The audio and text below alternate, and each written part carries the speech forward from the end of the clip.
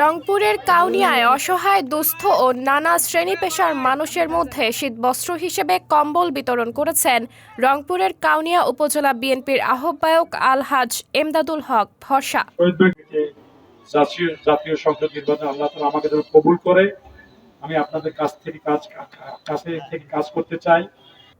Shahidbagh union বিএনপির senior সহ সভাপতি সেকেন্দার বিএসসির সৌজন্যে রবিবার ১২ জানুয়ারি সকালে শহীদবাগ স্কুল অ্যান্ড কলেজ মাঠে প্রায় ৫ শতাধিক শীতার্ত মানুষের মাঝে এসব কম্বল বিতরণ করেন তিনি।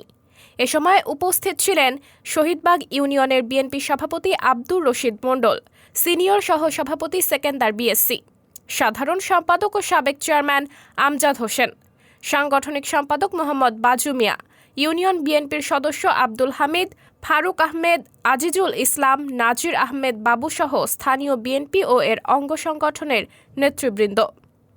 সাবরিনা জলিল, সবার কথা।